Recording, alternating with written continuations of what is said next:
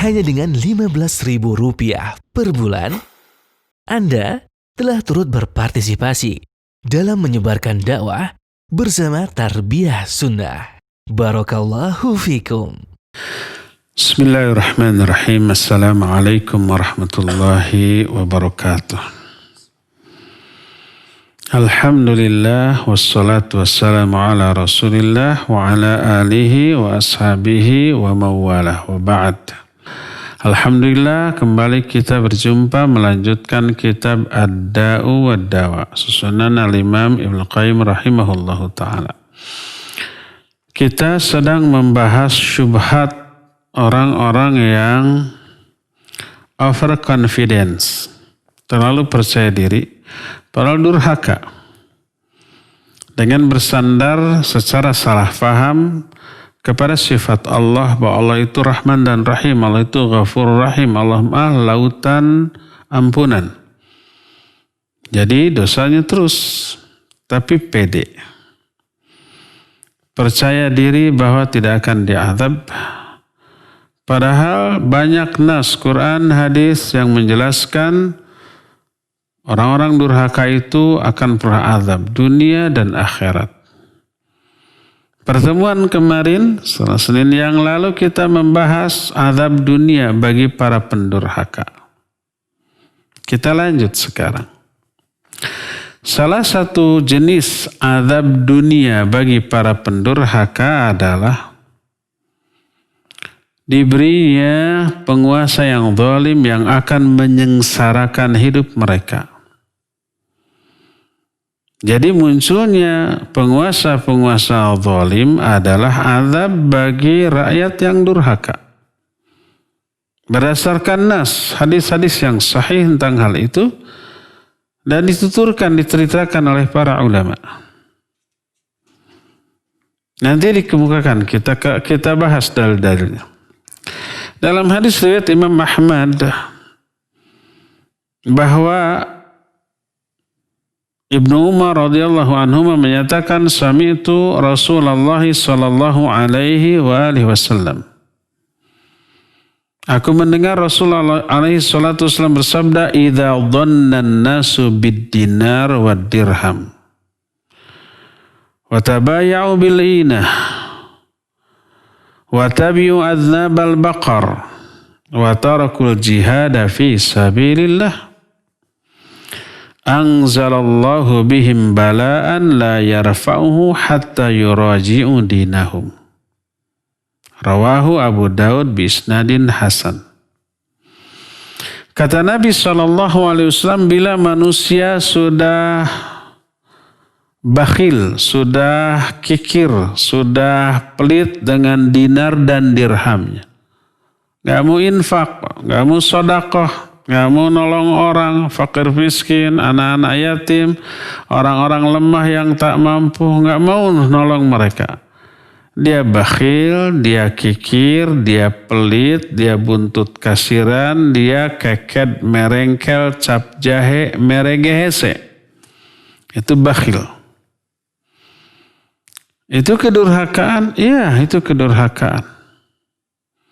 Bila manusia sudah bakhil dengan dinarnya dan dirhamnya, dan mereka ini sudah berjual beli dengan sistem inah, jual beli yang mengandung unsur riba, menjual barang dengan pembayaran yang ditangguhkan lalu disiasati, direkayasa agar untungnya berlipat umpamanya, ya. Kalau seorang manusia kalau mereka berjual beli dengan sistem inah, wa tabi'u adzabal baqar, terus mereka mengikuti ekor sapi. Maksudnya ekor sapi ini untuk mencambuki orang-orang. Jadi tunduk, patuh, setia satu kepada para penguasa yang memiliki power, kekuatan, kekuasaan. Mau benar, mau salah diikuti. Wa tarakul jihad fi sabilillah. Mereka pun sudah meninggalkan jihad fi sabilillah. 4 nih. Bila manusia sudah kikir dengan uangnya, Kedua, melakukan sistem jual beli dengan mengandung unsur riba yang disebut dengan jual beli dengan sistem inah. Yang ketiga, zalim dengan kekuasaannya. Keempat, meninggalkan jihad fi sabilillah. Anzalallahu bihim balaan. Allah akan turunkan kepada mereka musibah, bala. La yarfa'u hatta yuraji'u dinahum. Allah enggak akan angkat bala ini. Apa saja bala ini? Wabah termasuk COVID-19. Allah enggak akan angkat bala itu sampai mereka kembali kepada agama mereka. Sampai mereka itu meninggalkan kedurhakaan mereka. Taubat kembali kepada Allah Azza wa Jalla. Hadis ini riwayat Imam Abu Daud dengan sanad yang hasan. Lihat. Kedurhakaan Allah balas di dunia dengan bala, dengan pandemik, dengan wabah atau dengan apapun. Imam Ibnu Abi Dunya menukil hadis yang sanadnya sampai kepada Ibnu Umar.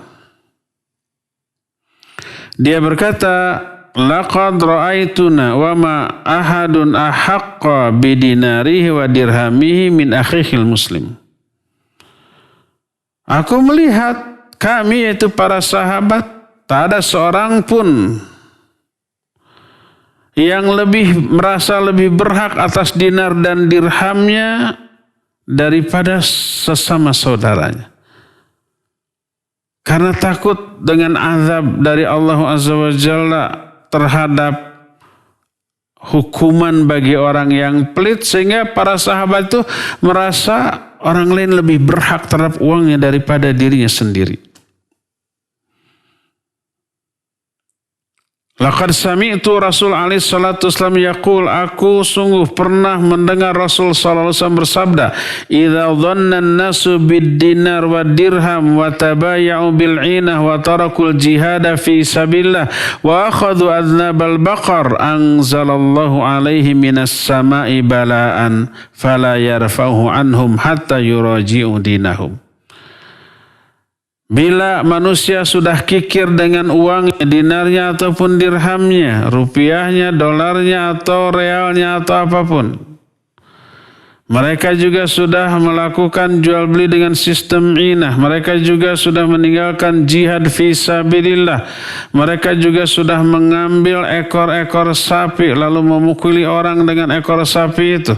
Artinya mereka meraih kekuasaan untuk berbuat zalim, maka Allah akan turunkan kepada mereka bala, musibah dari langit. Allah tidak akan mengangkat musibah ini sampai mereka kembali kepada agama mereka, sampai meninggalkan kedurhakaan. Makanya berkata Al-Hasan, innal fitnata wallahi wa ma hiya illa uqubatum minallahi 'alan nas. Sesungguhnya musibah yang disebut dengan sebutan fitnah, sesungguhnya musibah demi Allah itu tiada lain kecuali itu hukuman dari Allah bagi kedurhakaan manusia. Sampai sebagian atau beberapa nabi di kalangan Bani Israel memandang apa yang dilakukan oleh seorang penguasa zalim namanya Bukhtansar atau Bukht an-Nasr. Bukht an-Nasr ini seorang yang pernah menguasai dunia. Berkata Nabi SAW, yamliku dunya musliman wa kafiran. Dunia ini pernah dikuasai oleh dua orang mukmin dan dua orang kafir. Amal mu'minan Fasulaiman wa Dzulqarnain. Adapun dua orang mukmin yang pernah menguasai dunia adalah Nabi Sulaiman dan Dzulqarnain. Dua-duanya saleh mukmin, jadi penguasa dunia. Wa amal kafiran fa Namrud wa Bukhtansar. Adapun dua orang kafir yang pernah menguasai dunia adalah Raja Namrud dan Raja Bukhtansar. Jadi pernah, ini sepeninggal Nabiullah Musa alaihi salatu wassalam, Muncul penguasa sekitar abad 7 sebelum Masehi. Dia berbuat jahat, menjajah Bani Israel dan membunuhi banyak orang-orang soleh, membakar kitab Taurat. Sampai salah seorang nabi namanya Uzair yang oleh Allah pernah diwafatkan selama 100 tahun, kemudian dibangkitkan lagi. Maka dia menyuruh kepada murid-muridnya untuk mengimlakkan Taurat yang masih dihafal di kepala. Ditulis lagi. Karena semua Tauratnya dibakar oleh Bukhtansar ini. Jahatnya luar biasa. Maka mereka berkata, bima kasabat aidina sallatta alaina man la ya'rifuka wa la yarhamuna. Karena dosa-dosa yang telah kita lakukan, yang telah kami lakukan, ya Allah, kepadamu, maka engkau menguasakan kepada kami orang yang tidak mengenal dirimu dan tidak mengasihi kami. Bukhtansar ini tidak mengenal Allah karena kedurhakaan dan kekafirannya dan tidak menyayangi kalangan Bani Israel. Maka itu disebabkan karena dosa yang dilakukan oleh Bani Israel, Allah menguasakan penguasa yang jahat. Pernah Bukhtansar ini berkata kepada, menurut lisan orang Arab, Daniel, yang kemudian menurut lisan orang-orang Nasrani menjadi Daniel. Daniel itu bahasa Arab yang maknanya adalah bagus, yang maknanya adalah zaki, cerdas, smart, clever, pandai, pinter. Daniel mungkin berubah dalam lisan orang Masehi menjadi Daniel, wallahu a'lam. Tapi Daniel ini sebagian ulama menyebut salah seorang di antara Nabi Bani Israel atau minimal orang soleh menjadi pemimpin Bani Israel dari kalangan orang soleh. Berkata Bukhtansar kepada Daniel, saya lebih suka menyebut Daniel daripada Daniel karena versi Arab. Nah, Bukhtansar ini berkata kepada Daniel, "Malladzi sallatani ala qaumik?" Ini Bukhtansar ini orang yang durhaka, penguasa yang jahat, membunuhi Bani Israel, terutama orang-orang solehnya. Dia bertanya, "Malladzi sallatani ala qaumik?" Apa yang menjadi penyebab Allah memberi kekuasaan kepadaku untuk menjajah kalian, menjajah kaum kalian, kaum engkau, wahai Daniel. Dijawab oleh Daniel, sebagian ulama menyebut Nabi. Kata dia, "Idza mukhati'atika wa dzulmu qaumi anfusahum." Ada dua penyebabnya. Pertama, besarnya dosa dan kesalahanmu. Yang kedua, kezaliman kaumku terhadap sesama mereka. Kaum Bani Israel melakukan kezaliman terhadap diri sendiri atau kepada sesamanya dengan berbuat durhaka. Dihukum oleh Allah. Apa hukumannya? Diberilah orang jahat kekuasaan yang menjajah mereka lalu membunuhi mereka semua. Sampai Taurat dibakar oleh mereka. Orang-orang solehnya diburu dan dibunuh. Maka sang pemimpin orang soleh dari kalangan Bani Israel namanya Daniel menyatakan penyebabnya adalah kezaliman kaumku dan besarnya dosa dan kejahatan kalian. Imam Ibnu Abi Dunya juga menukil hadis yang sampai kepada Ammar bin Yasir dan Hudzaifah al-Yamani dari Nabi alaihi salatu wassalam. Berkata Nabi alaihi salatu wassalam, "Inna Allah azza wa jalla idza arada bil ibadi naqmatan amatal atfal wa aqama arhaman nisa fatanzilun naqmah wa laysa fihim marhum." Apabila Allah menghendaki azab bagi hamba-hambanya karena kedurhakaan mereka. Allah tidak pernah zalim, tidak mungkin Allah mengazab orang soleh, enggak. Tapi kenapa orang soleh banyak menderita? Itu bukan karena azab, tapi ujian, cobaan. Kalau yang diazab orang-orang durhaka. Apabila Allah ingin mengazab hamba-hambanya, maka Allah akan matikan anak-anak mereka. Allah akan mandulkan rahim wanita-wanita mereka. Maka turunlah kemudian azab. Tak ada seorang pun di kalangan mereka yang memperoleh rahmat. Dari Malik bin Dinar dia berkata, qara'tu fil hikmah yaqulullahu azza wa jalla. Aku membaca kisah-kisah hikmah. Maka dalam satu kisah Allah di sana berfirman, anallahu malikul muluk. Qulubul muluk biyadi. Faman ata'ani ja'altuhum alaihi rahmah. Wa man asani ja'altuhum alaihi niqmah. Fala tusghilu anfusakum bisabbil muluk. Walakin tubu ilayya u'attifuhum alaikum. Ini rahasia. Kenapa rakyat diberikan penguasa yang zalim dan bagaimana caranya agar penguasa ini memperoleh hidayah baik kepada rakyatnya. Ini rahasianya.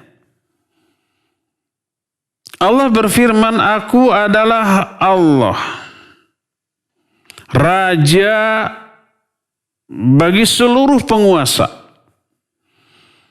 Hati-hati para penguasa berada di tanganku. Yang membolak-balikan hati manusia termasuk hati penguasa kan Allah ya. Jahat tidaknya penguasa kepada rakyatnya Allah yang ngatur. Maka siapa orang yang mentaati aku akan jadikan para penguasa ini rahmat bagi rakyat yang taat kepadaku.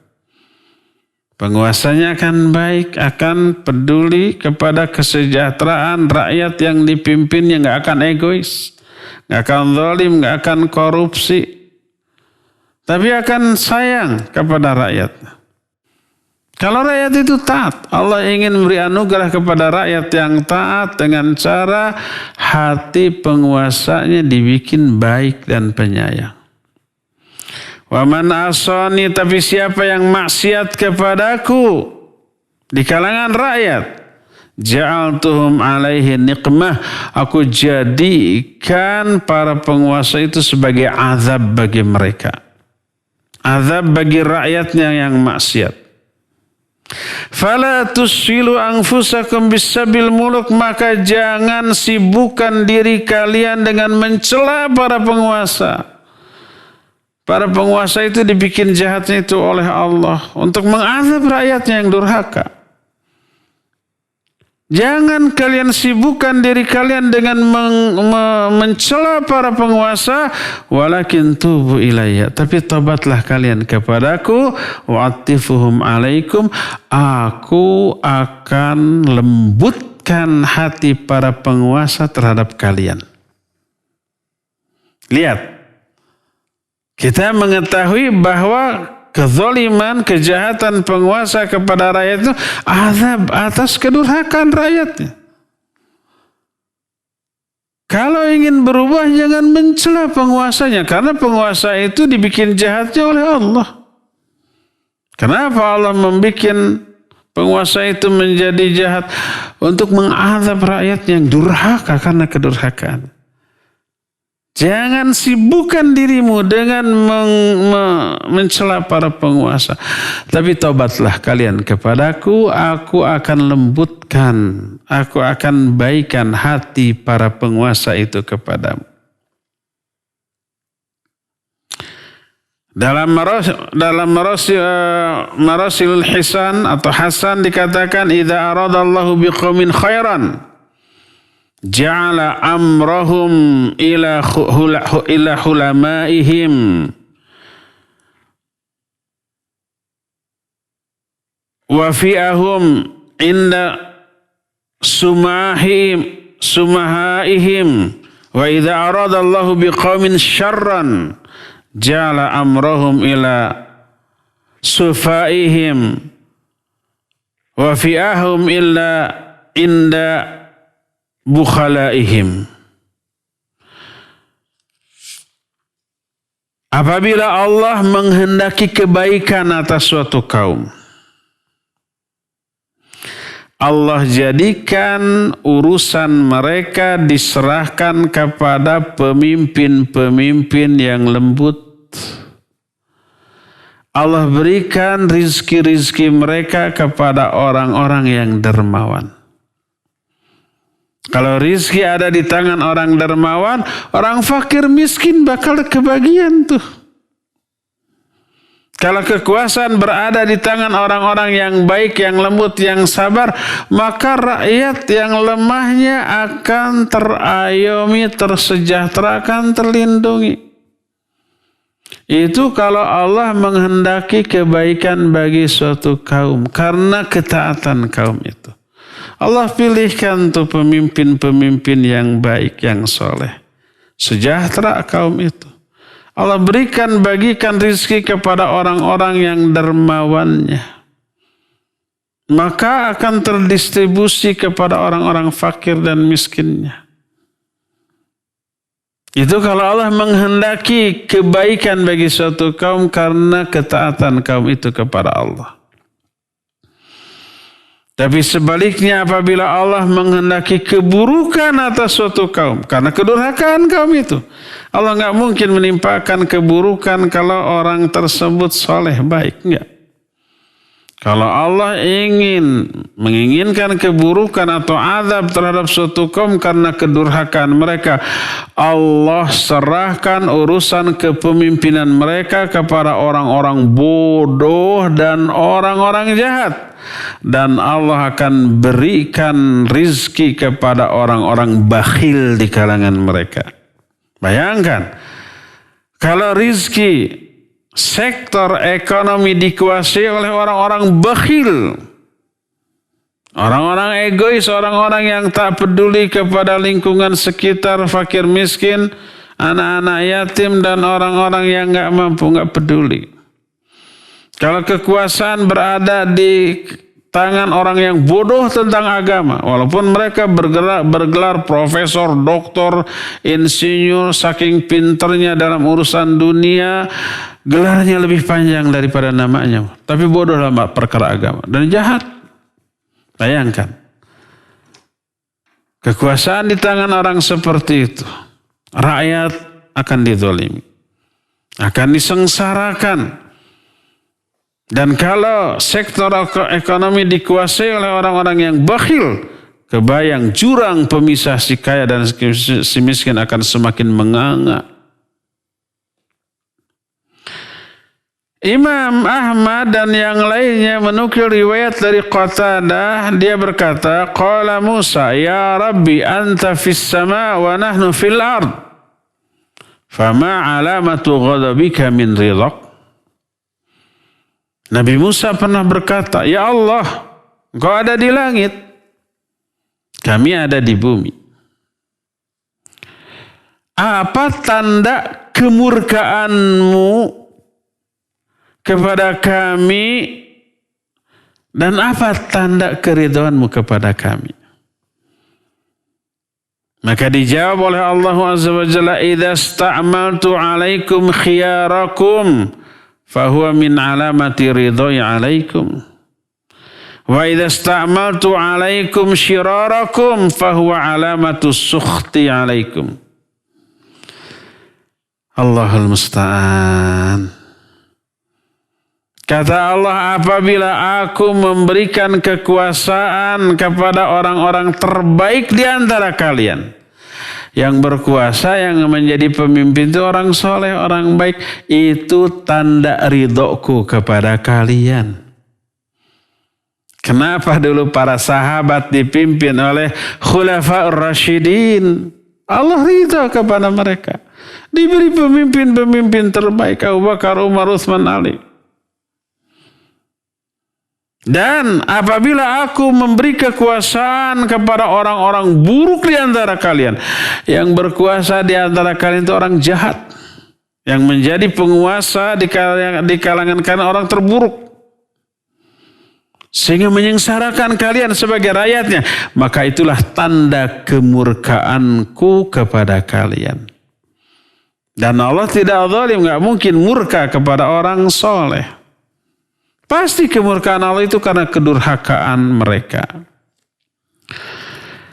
Berkata Fudail bin Iyad, "Auhallahu ila ba'dil anbiya idza asani man ya'rifuni sallattu alaihi man la ya'rifuni." Kata Fudail bin Iyad, Allah telah mewahyukan kepada para nabi. Apa isi dari wahyu Allah itu? Kata Allah, apabila orang yang mengenal aku tapi bermaksiat kepadaku. Ulama-ulamanya, ustaz-ustaznya, dai-dainya, orang berilmunya tahu kenal tentang Allah tapi maksiat, sengaja dilanggar. Maka akan aku berikan kekuasaan kepada orang yang tidak mengenal aku. Yang berkuasa itu orang yang gak kenal Allah. Orang kafir. Orang durhaka, orang ateis, orang yang gak peduli kepada agama, itu berkuasa, bayangkan. Zalim dia, menyengsarakan rakyat yang dipimpinnya. Itu karena apa? Karena kemaksiatan orang-orang yang mengenal Allah. Kemaksiatan kaum muslimin menyebabkan Allah berikan kekuasaan kepada orang kafir. Akibatnya mereka menyengsarakan kehidupan kaum muslimin tersebut. Itu azab.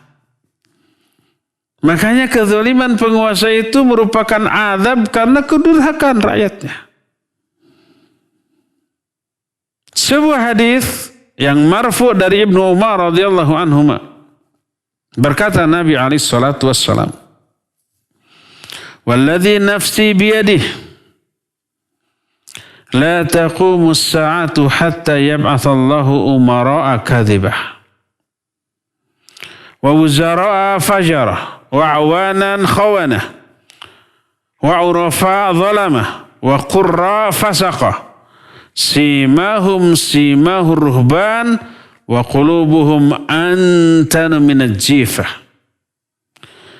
ahwa'uhum mukhtalifah fayaftahullahu lahum fitnatan qubara'a mudlimah fayatahawakuna fiha walladhi nafsu Muhammadin biyadih la yanqusanna al-islamu urwatan hatta la yuqal Allah Allah la ta'muranna bil ma'ruf wa la tahawunna 'anil munkar au la yusallitanna Allahu 'alaikum syirarakum fayasumunakum su'al adab thumma yad'u khiyarukum fala yustajabu lahum wallahi la ta'muranna bil ma'ruf wa la tahawunna 'anil munkar au la yab'athanna Allahu 'alaikum man la yarhamu sigharakum wa la yuwaqqiru kabirakum."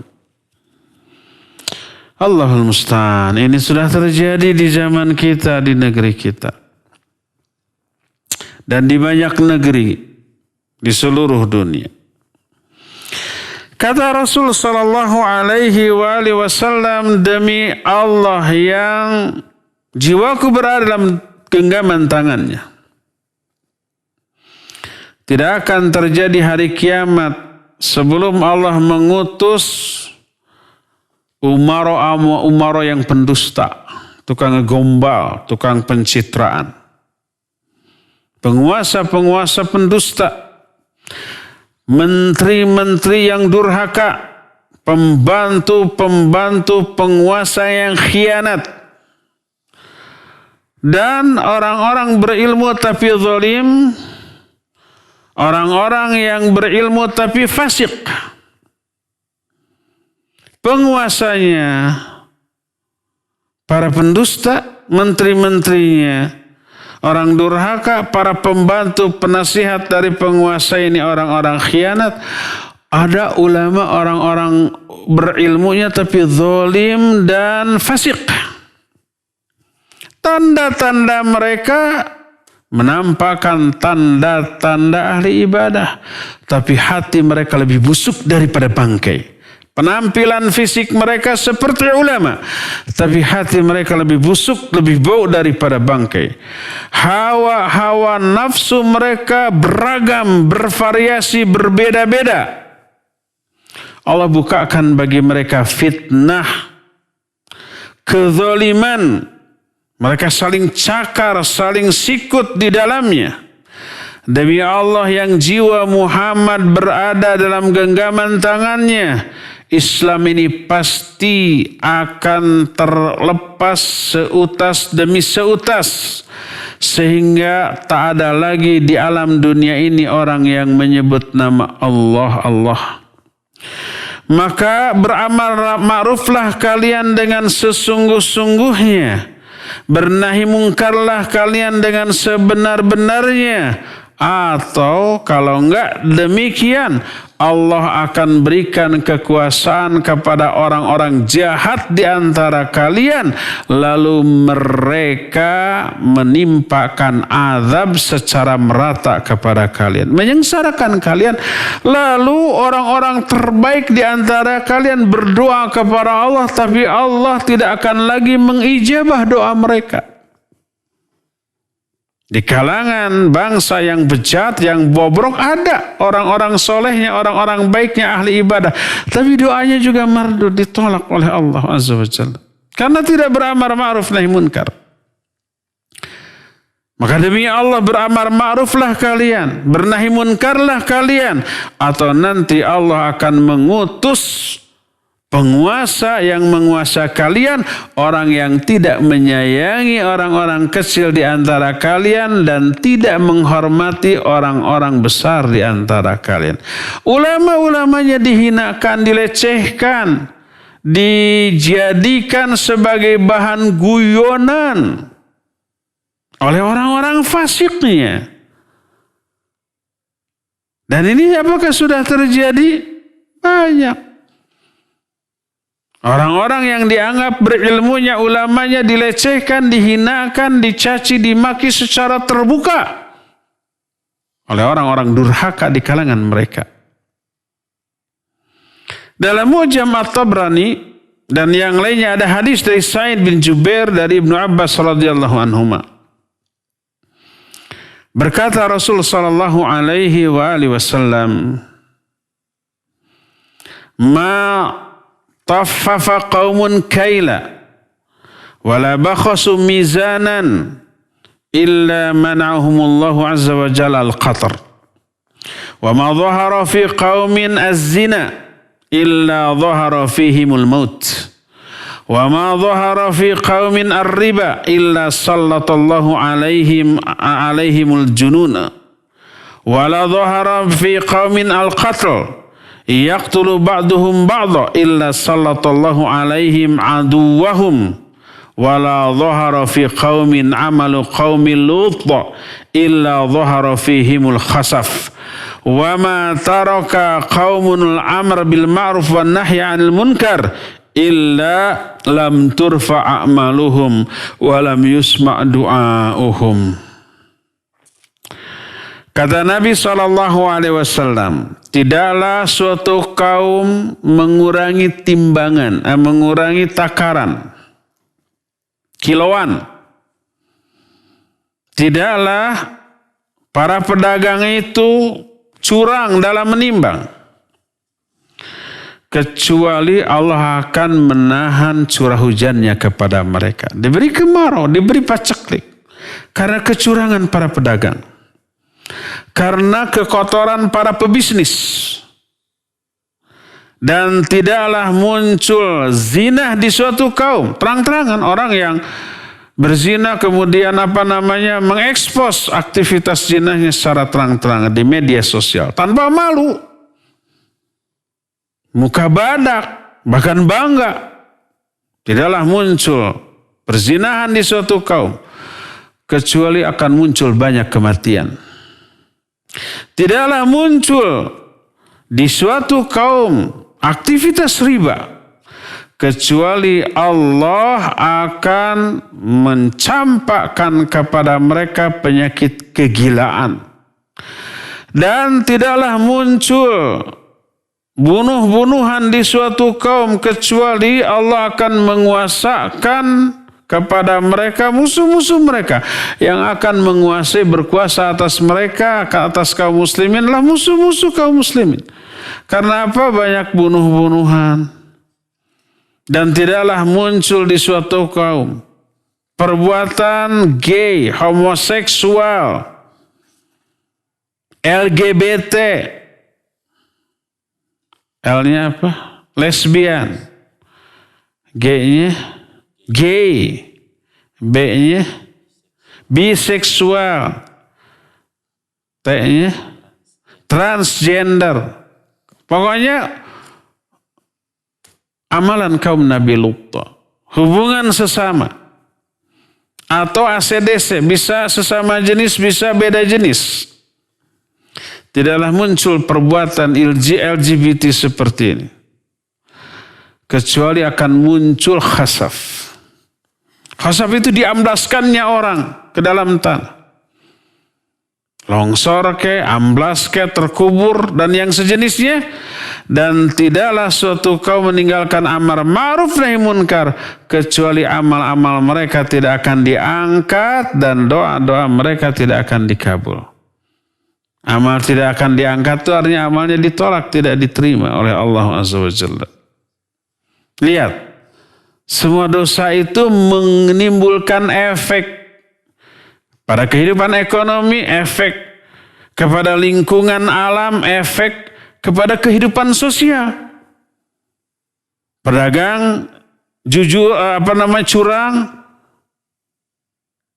kemarau panjang, lingkungan rusak. Orang banyak berzina, banyak kematian mendadak. Orang banyak melakukan riba, banyak muncul orang-orang stres yang gila. Orang melakukan bunuh-bunuhan, negaranya dikuasai oleh musuh dari segala sektor, ekonominya, politiknya, sosialnya, apalagi medianya.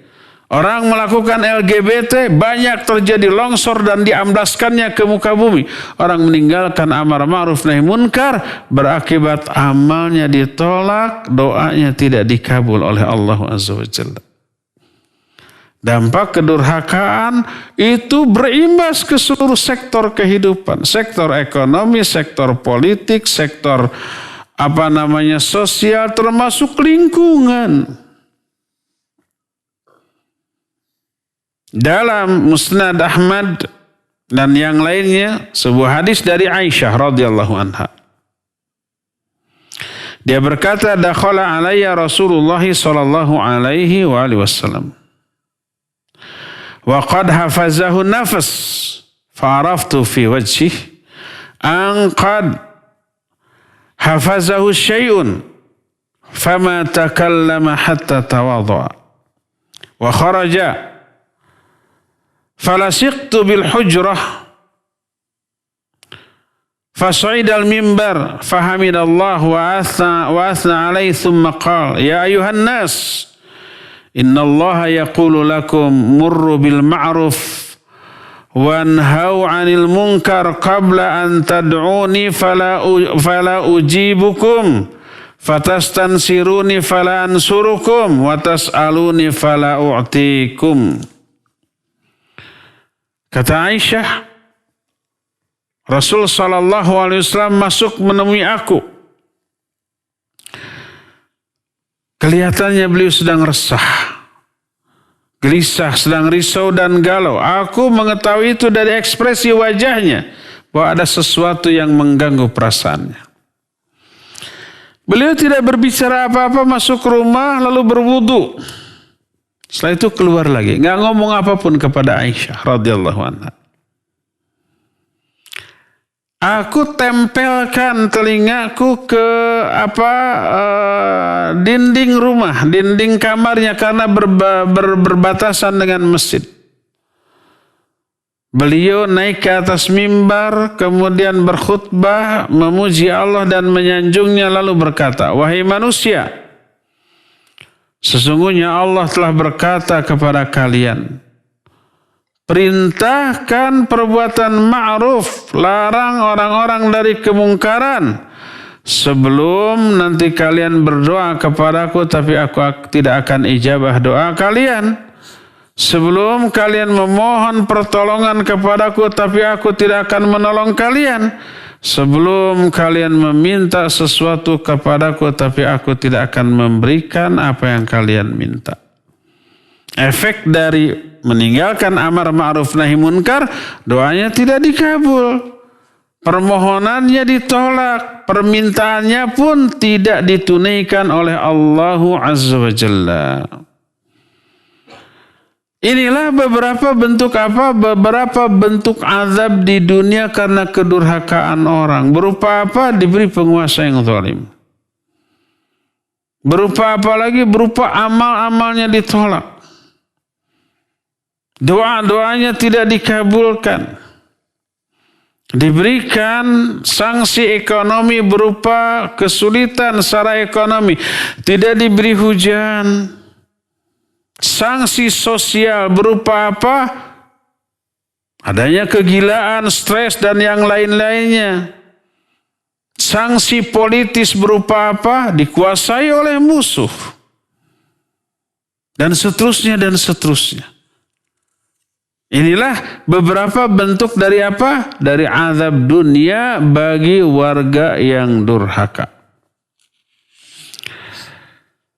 Maka berkata Al-Umari, seorang zuhud, "Inna min ghaflatika an nafsik wa iradika anillah antara ma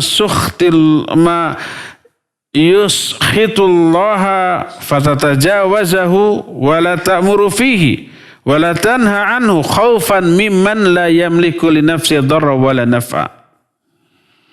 Kata Al-Umari,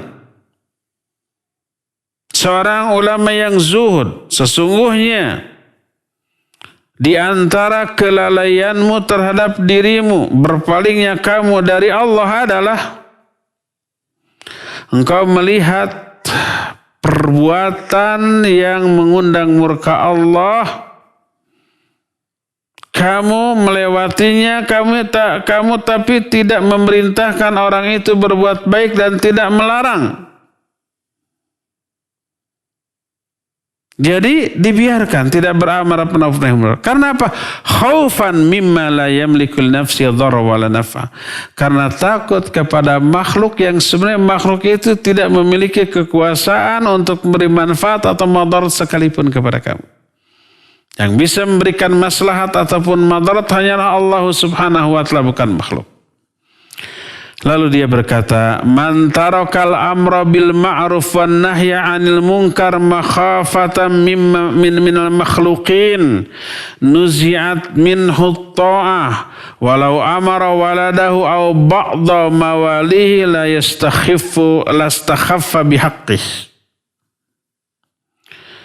Siapa orang yang meninggalkan amar ma'ruf nahi munkar karena takut kepada makhluk, akan dicabut ketaatan orang lain kepada dirinya.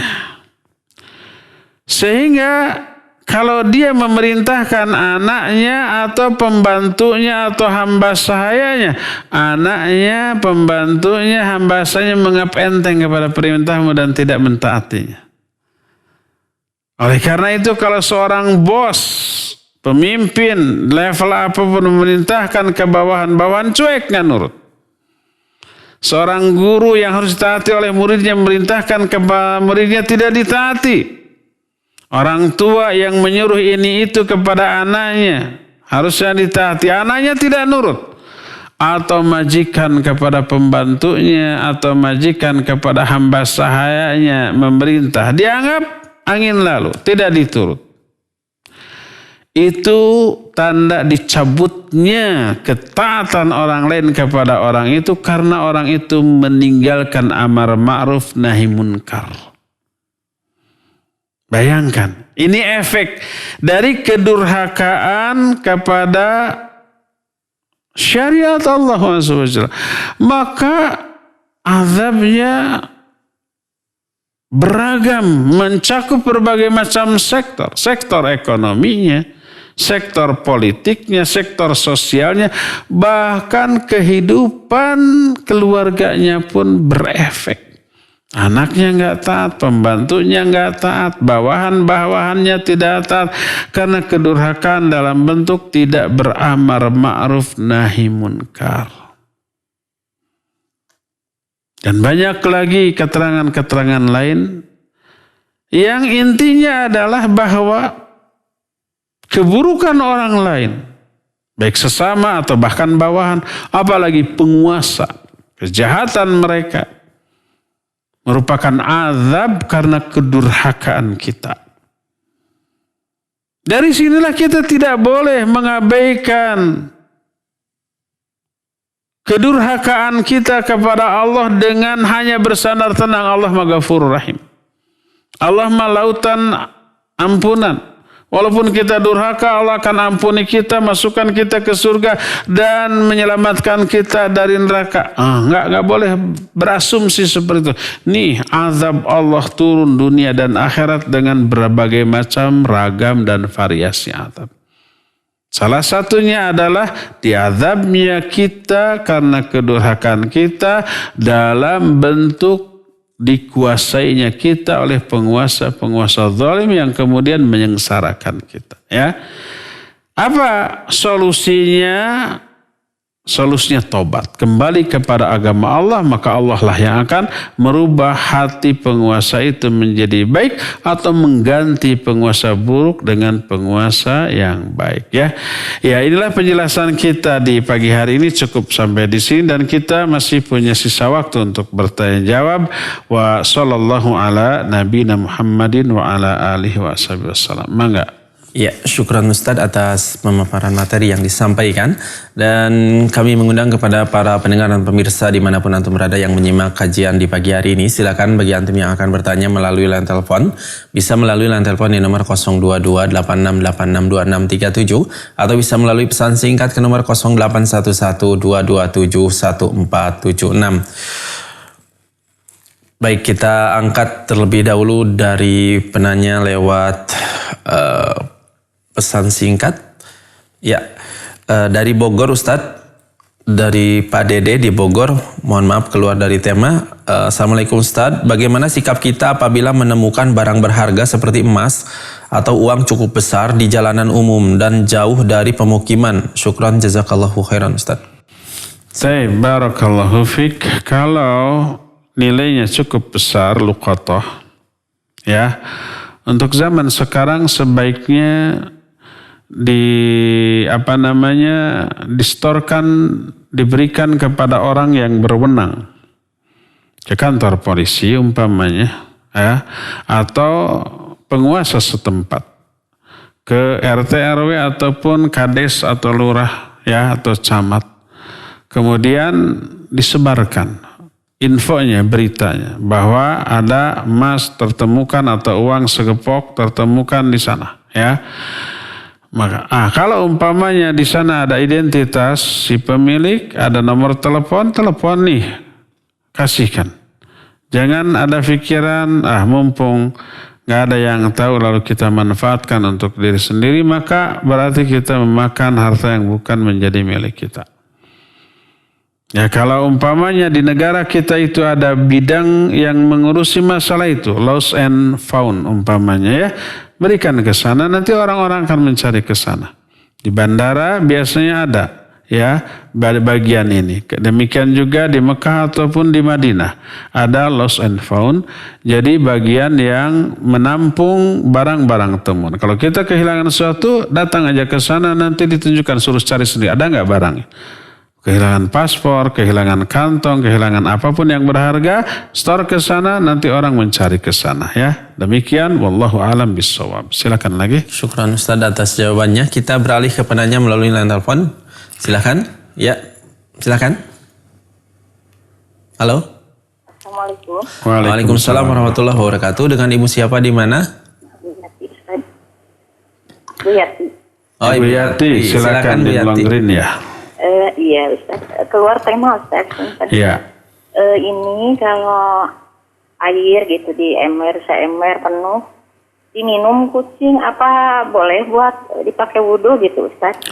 Gitu Diminum? aja, Ustaz. Diminum kucing. Kucing. Kucing, iya. Oh, dijilati. Jilat. Iya, iya. Baik. Syukran Ustaz. Iya, Assalamualaikum. Jazakumullah khairan. Jazakallahu khairan. Iya. Barakallahu fiik. Pertama, kucing bukanlah binatang najis. Berbeda dengan anjing.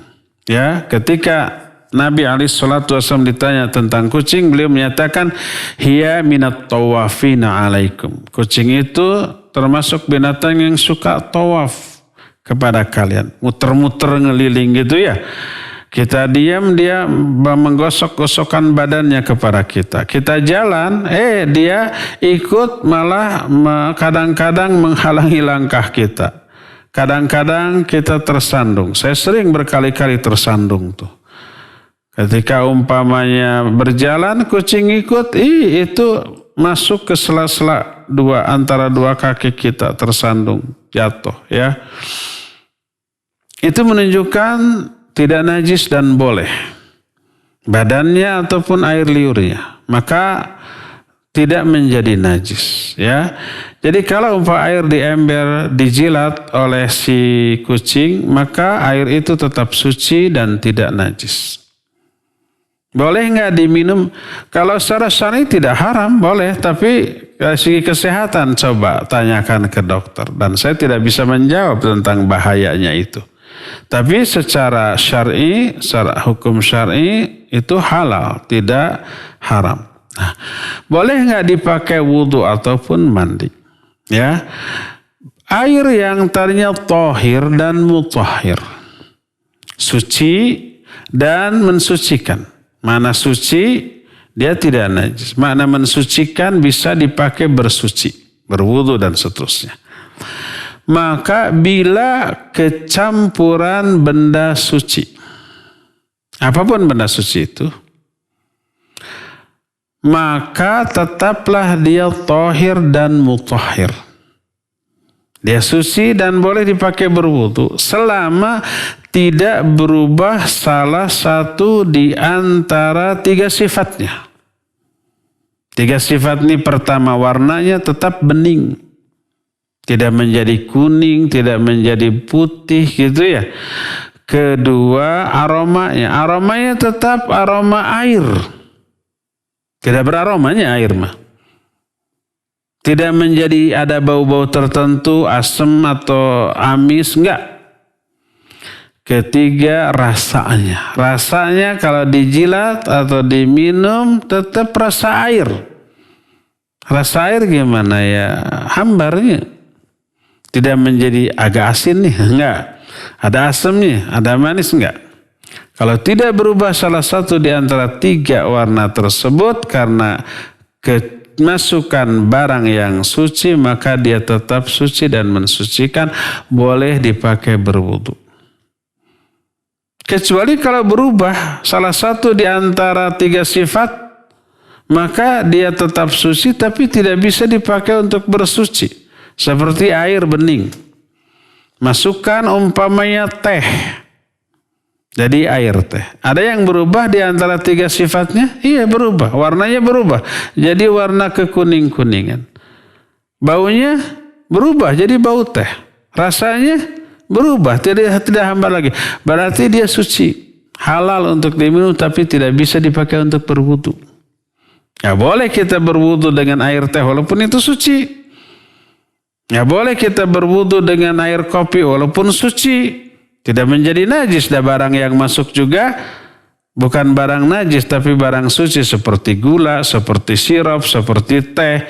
Tetap suci makanya boleh diminum tapi tidak bisa dipakai bersuci karena sudah berubah salah satu di antara tiga sifat. Nah kembali ke air seember. Dijilat oleh kucing. Kucing najis apa tidak? Tidak najis. Kecuali kalau kucing itu di sana ya najis, jangan. Tapi kalau sekedar dijilat tidak menjadi najis. Nah sekarang lihat salah satu di antara tiga sifat itu berubah apa tidak. Coba lihat warnanya setelah dijilat jadi merah apa jadi hitam atau jadi kuning. Oh enggak, tetap. Berarti 1 tetap. 2, aromanya dihirup coba. Dicium. Diambean, bukan dicium, dikis. Diambean. Apakah ada bau kucing? Enggak ada. Ketiga, coba jilat. Akhirnya bukan kucingnya. Ada warna yang berubah, ada rasa yang berubah. Oh, jadi asam. Nah, maka kalau jadi asam nggak boleh. Walaupun tidak najis. Tapi tidak boleh dipakai bersuci. Tapi kalau tiga-tiganya tetap seperti air, warnanya, rasanya, juga baunya, maka boleh dipakai untuk berwudu sekalipun sudah kena benda yang suci. Ya, wallahu a'lam. Silakan. Baik, syukran Ustaz atas jawabannya. Kita beralih ke penelpon selanjutnya. Ya, silakan. Assalamualaikum warahmatullahi wabarakatuh. Assalamualaikum warahmatullahi wabarakatuh. Pak Mulyono, silakan. Ya, Ustaz, saya mau tanya. Iya. Ya, sesuai dengan temanya tadi, saya mau tanya. Sekarang itu di Indonesia aja nggak usah luar negeri, sudah banyak perbuatan yang keji, pembunuhan, riba. Apa itu termasuk para ahli agama orang saleh sudah melupakan hal-hal agama yang membentengkan sendiri atau penguasa-penguasa yang tidak memperhatikan rakyat. Sekian, assalamualaikum warahmatullahi wabarakatuh. Waalaikumsalam warahmatullahi wabarakatuh. Apa pertanyaan itu? Banyak kezoliman, banyak yang terjadi. Apakah itu merupakan ke hasil dari kezoliman para ulamanya? Iya. Pak Mulyono, barakallahu fiik ya. Tadi dikatakan bahwa salah satu bentuk dari azab di dunia itu adalah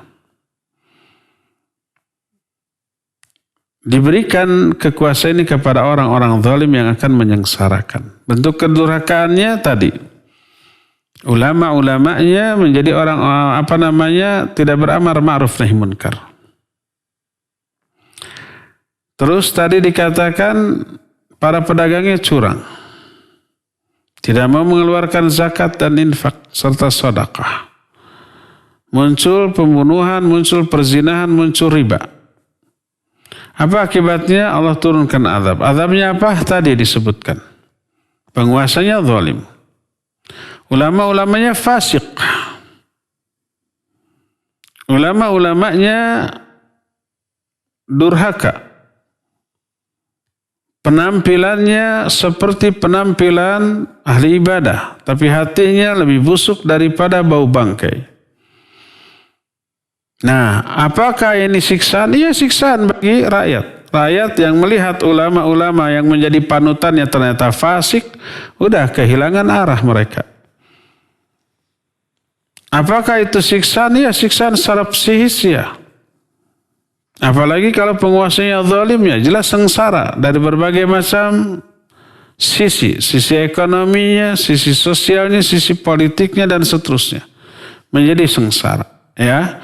Jadi semua itu saling berkaitan satu sama lain. Apa solusinya?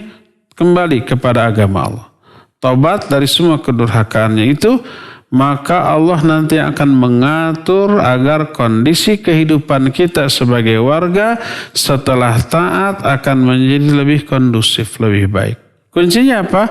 Bukan mencela para penguasanya, bukan memerangi secara terang-terangan kepada mereka yang hanya akan menimbulkan madarat, tapi berhentilah dari kedurhakaan kita, tobatlah kepada Allah Azza wa Jalla, selebihnya nanti Allah yang akan mengatur. Ya. Wallahu a'lam bissawab. Silakan. Baik, syukran Ustaz atas jawabannya. Kita beralih ke penanya selanjutnya dari hamba Allah di Gede Bage. Beliau bertanya, Ustadz, saya ingin bertanya, awal pernikahan saya tinggal sama mertua selama 1 bulan lebih, nggak ada masalah apapun antara saya dengan mertua. Terus saya ikut suami. Rumah tangga kami nggak ada masalah karena saya orangnya nggak banyak menuntut suami. Kebetulan pas ada sedikit cekcok, tiba-tiba suami saya bilang ke saya, katanya saya mengatain mertua matamu buta. Saya kaget karena nggak pernah ngomong begitu. Dari situ saya bersumpah di depan suami saya dengan mengatakan seperti itu. Kalau saya mengatakan seperti itu, saya nggak bisa berdiri dan mati saat ini juga. Yang ingin saya tanyakan, 1, durhakakah saya terhadap suami karena saat mengucapkan sumpah itu dengan nada keras? Karena terlalu sakit hati, saya dituduh suami yang saya nggak melakukannya. Yang kedua, jika saya tanya kepada mertua di hadapan suami tentang perkataan saya itu, apakah saya termasuk istri atau menantu yang durhaka ya Ustadz? Syukron jazakallahu khairah atas jawabannya. Silakan Ustadz. Taib, barakallahu fiik. Semoga Allah Azza wa Jalla memudahkan urusan rumah tangga si penanya tadi ya. Dilembutkan seluruh hati orang-orang bertikai di sana, disatukan kembali oleh Allah dan kembali menjalani kehidupan rumah tangga secara kondusif ya. Taib, kalau ada tuduhan dari suami bahwa kita pernah mengata-ngatai mertua dengan perkataan yang tidak layak, tapi kita tidak merasa. Pertama, boleh kita bersumpah. Sumpahnya wallahi. Nggak ada yang lain. Wallahi, demi Allah, saya tidak pernah berkata demikian. Si suami yang nuduh cukup dengan itu. Karena kewajiban yang dituduh adalah bersumpah. Nah, kalau si suami kekeh, dia wajib mendatangkan bukti atau saksi, rekaman atau orang lain yang mendengar.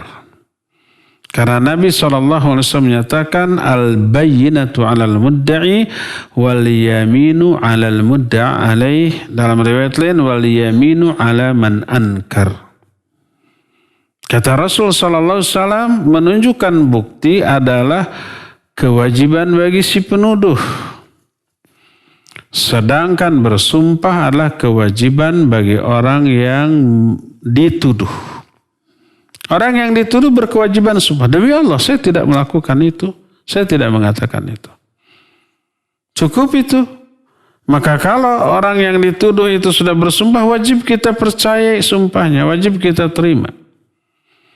Dan wajib si penuduh itu mendatangkan bukti. Ada rekamannya atau ada saksi yang bisa dipercaya.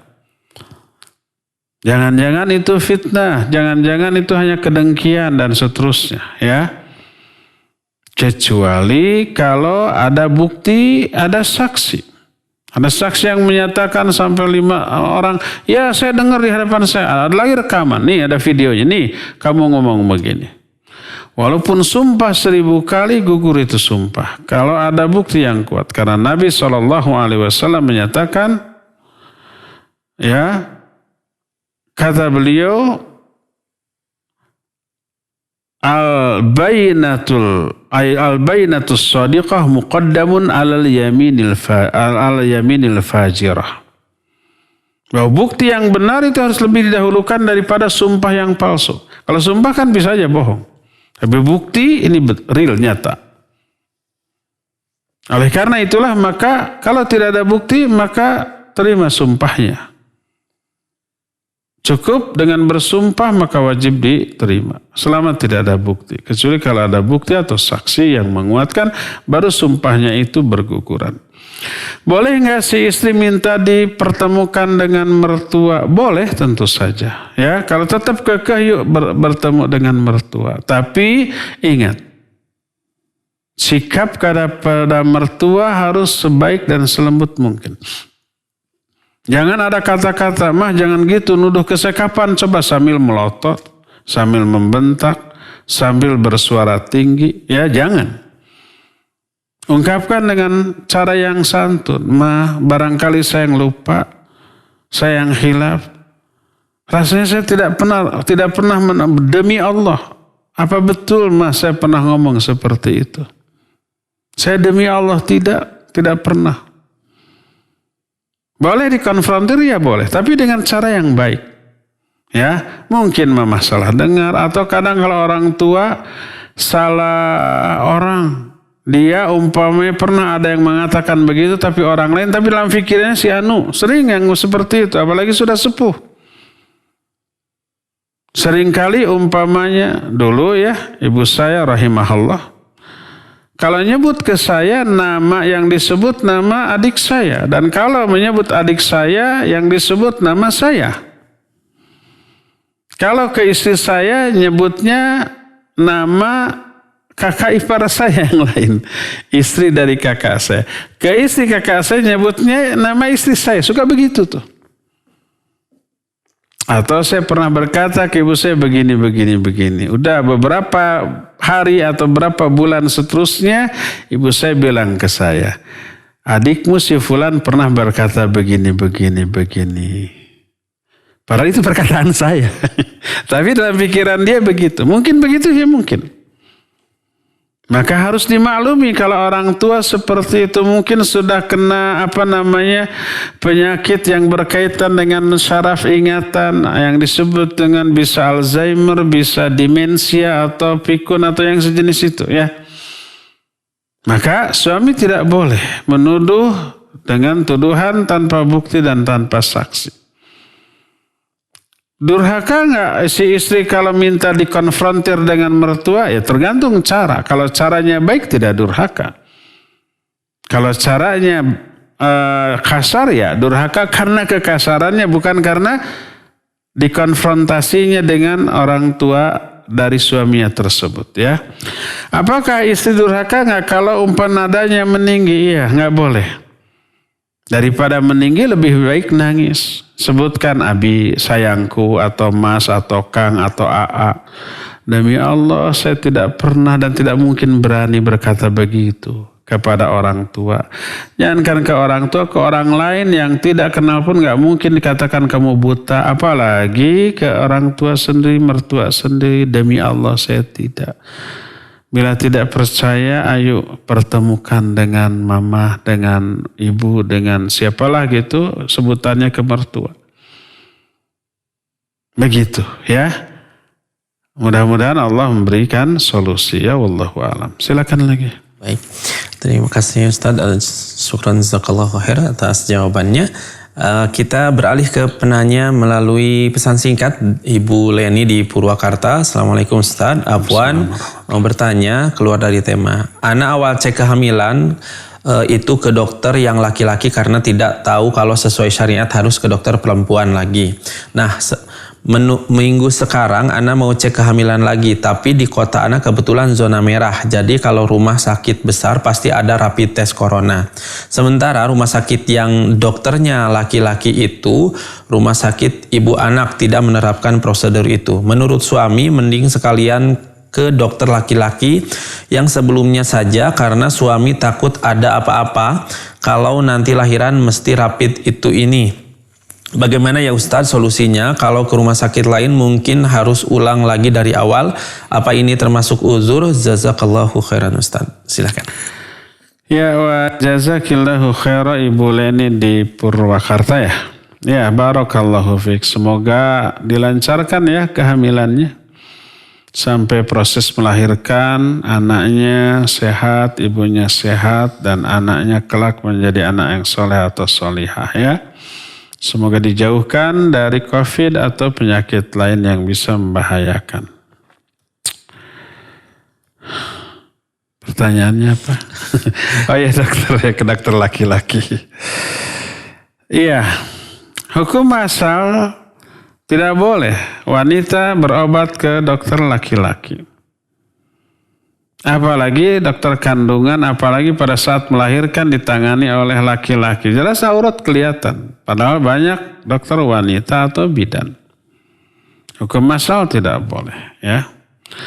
Kecuali apabila dalam kondisi yang darurat tak ada dokter wanita. Baru ad-darurah tubihul mahdhurah.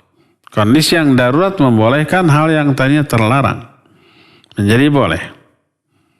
Adapun selama belum sampai pada kondisi darurat, maka tidak boleh. Nah sekarang lihat, apakah cek kehamilan merupakan sesuatu yang daruri? Kalau tidak, umpamanya hanya ngecek saja, ya, tidak ada penanganan khusus karena masalah yang sedang dihadapi, enggak, cuma ngecek. sehat atau tidak ya, bagaimana posisi bayi, cuma ngecek. Itu tidak sampai kepada kondisi yang darurat. Itu yang pertama. Kedua,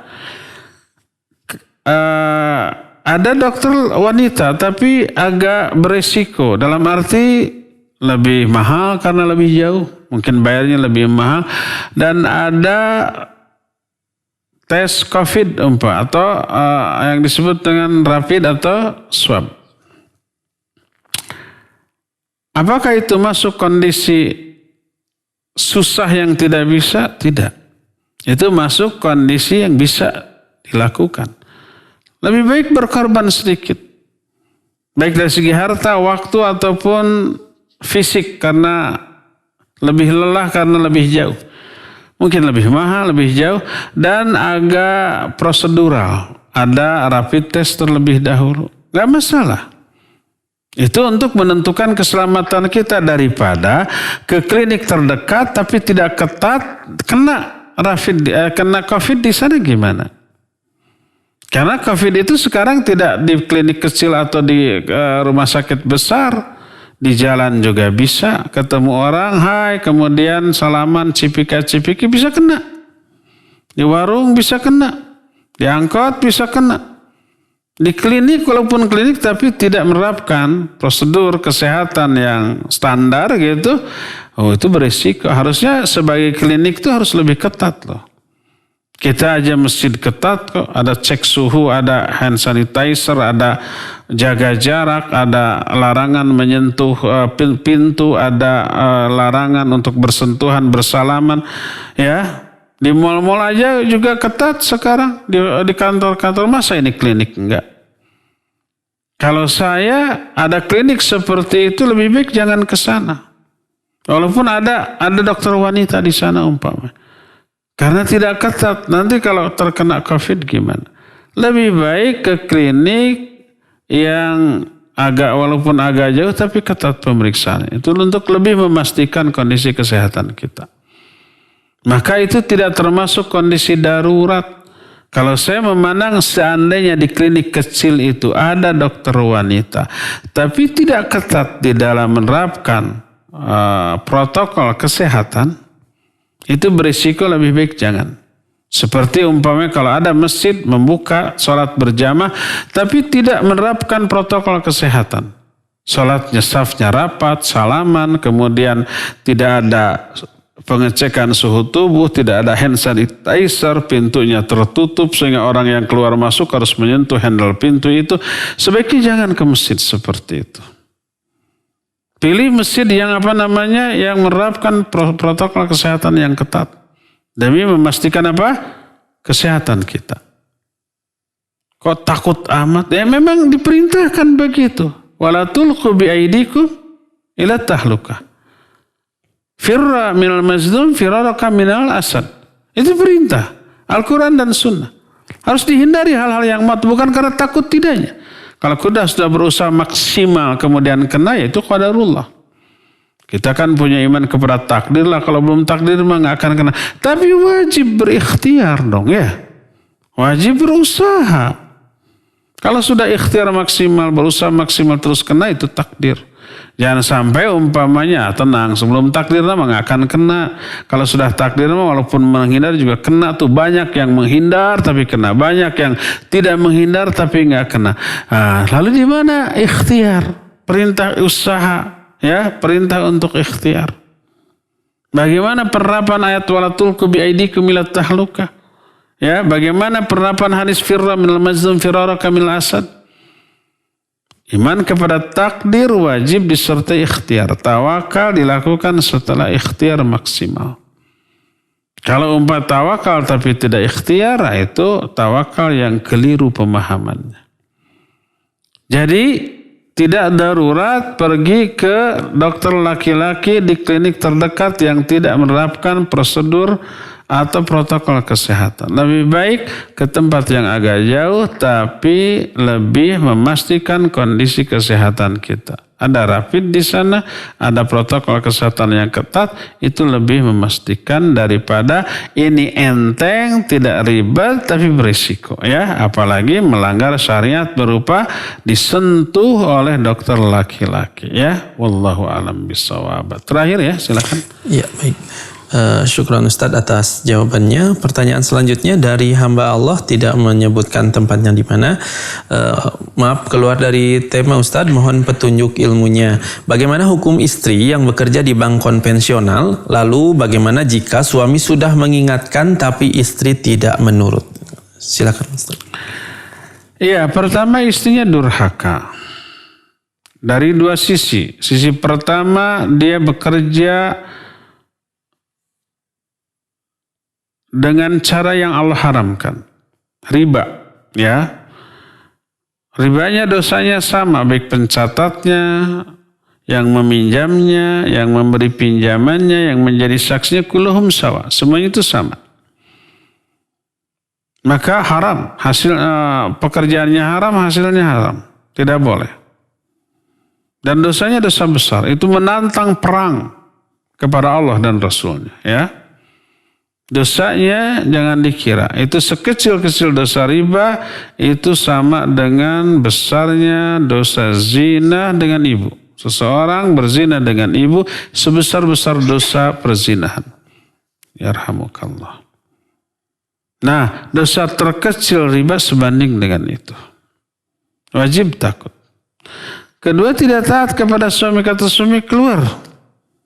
Nanti cari usaha atau kerja lain. Gak nurut, dosa lagi 2 kali.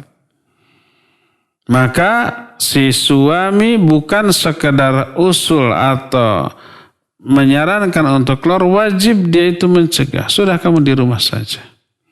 Urusan mencari rezeki itu tanggung jawab saya sebagai suami. Ya, wajib dia itu memaksa si istri untuk berhenti dari perbuatan dosanya.